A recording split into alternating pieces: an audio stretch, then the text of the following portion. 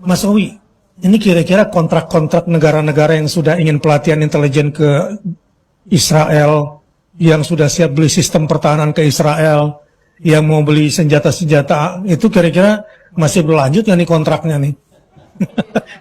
Nyindir Prabowo nih kayaknya. Waduh, gak sengaja tuh.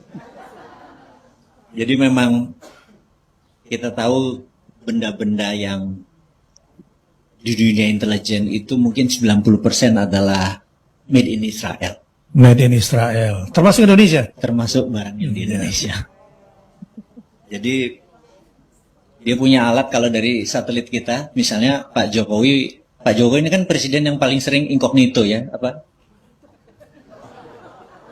Bahasa Indonesia belusukan atau non protokol, dan itu adalah presiden termahal biayanya. Contoh ya, kalau kita jadi presiden itu ada protokolnya. Pak, ini ring 1 udah diamanin, Pak, ring 2 udah diamanin, jarak 22 km, sniper udah aman di sini. Itu udah dijaga, bener nggak? Nah, beliau adalah tahu-tahu suka keluar kiri kanan, sehingga yang namanya secret service atau pas wampres itu 3 kali lebih besar dan biayanya lebih mahal. Terlihat sederhana tapi ya. Ya. Saya nggak ikutan ya.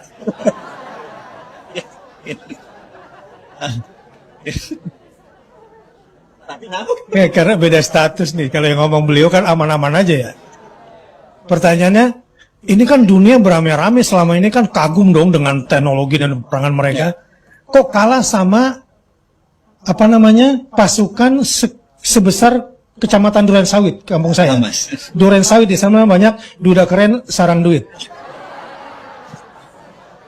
Oke, jadi memang senjata intelijen itu jadi untuk menghindari biaya yang mahal, itu satelit bisa presiden kita bisa 300 meter dijaganya. Jadi jauh lebih hemat. Bener nggak? Nah, ongkosnya lebih hemat, tapi kan mata satunya ada di negara sana gitu ya. Iya. Jadi mereka mengetahui banyak hal-hal dunia intelijen. Karena intelijen adalah masalah data diinformasikan, terus jadi knowledge. Nah, mereka tuh pakarnya. Jadi kami kalau dunia shadow itu paling ngeri dengan persenjataan atau alat-alat yang mereka bisa ngerekam tuh kecil banget dari kacamata aja gitu. Jadi kalau kita lagi di ring 0, itu orang pakai kacamata kita suruh copot. Karena mereka bisa ngerekam, bakal itu dipatahin begini bisa buat nusuk gitu ya. Keren kalau itunya. Kalau ya senjata kaum paranoid lah ya. Nah jadi yang jelas saat ini dunia lagi dalam keadaan shock karena belum pernah dan menganggap Israel adalah tentara terbaik, tentaranya, kemudian senjatanya terbaik. Tapi ini wake up call atau apa? Jadi orang bangun gitu ya, ternyata Israel nggak gitu-gitu amat. Nah, jadi bagi kita, kalau saya ini lebih cinta damai ya, saya lebih ke diplomatis di dalam memerangi hak hidup bangsa Palestina. Saya mungkin nggak ada nyali untuk nembakin senjata gitu ya. Iya. Dan saya pikir kita harus fair, karena ada teori konspirasi. Ini teori konspirasi bahwa sewaktu Hamas menyerang, itu kan dia membobolkan, menyerangnya lewat udara, lewat paraglider, kemudian lewat boat dari laut, kemudian lewat darat. Terus dia membobol, dan dia tuh sepanjang Gaza itu ada 7 titik, dan itu pakai radar, pakai satelit, pakai kamera CCTV. Kenapa jebol semua gitu ya? Maka teori konspirasinya adalah mereka tuh tega membunuh 1000 bangsanya demi mendapatkan cara untuk menaklukkan jalur Gaza. Paham ya maksudnya ya? Jadi mereka yang bocorin. Emang Hamas bergerak beneran, tetapi itu menjadi legitimasi tool mereka untuk pembenaran bahwa ini yang harus dikampanyekan, bahwa orang Hamas kejam, 40 bayi dipenggal segala macam, tapi satu pun videonya jangan-jangan AI, bener nggak? Tapi kita kalah nih, kalah kampanye, kalah narasi, kalah buzzer, kalah propaganda. gitu. Nah, ini yang kita mau kalau dari sisi kita harus yang bisa mengalahkan, kan kalau di dalam propaganda adalah ciptakan kebohongan besar, ulang-ulangi, pada akhirnya mereka akan percaya, benar nggak? Sementara kita membawa kebenaran tidak pernah diulang-ulangi, akan kalah dengan kebohongan besar atau kebohongan lah, benar nggak?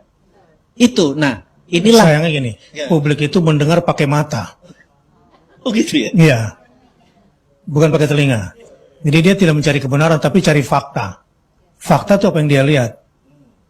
Padahal ilmu itu apa yang dia dengar.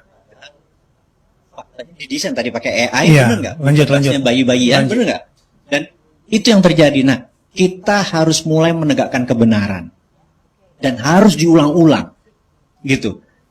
Jadi saya pikir kita akan menggunakan soft pendekatannya, kita akan meluruskan seperti tadi. Bahwa di luar sana kan ada yang pro Israel garis keras kan?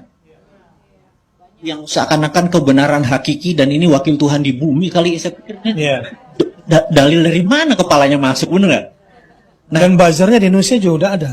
Gitu ya? Iya. Nah, kita sekarang ngingatin dengan fakta dan kita ulang-ulang. Fakta, tidak ada rekayasa cerita tadi bahwa ini adalah Israel. Nggak ada. Nanti saya mungkin lewat UBN, Pak Ustadz akan saya kasih data Injil tahun 1907, Injil 1917. Untuk membuktikan bahwa di dunia ini, dia bisa mengganti Injil. Hanya untuk menaruh kata Israel. Juga terjemahan Quran terbaru ada kata negeri Israel. Bukan Palestina lagi. Bayangin. Kalau sebagai suku boleh. Bener nggak? Israel memang suku. Anggap seperti Sunda gitu kan. Tapi kalau negara Israel nggak ada. Gitu loh. Dia bisa taruh. Sehingga anak-anak generasi nanti. Entah itu dia Nasaro. Entah itu dia Islam, Muslim, segala macam. Bilang. Nabi Isa turun di Israel, gitu loh. Di Palestina harusnya, gitu loh. Dia bisa menggeser sejarah, dan itu hebatnya mereka. Saya itu aja dulu.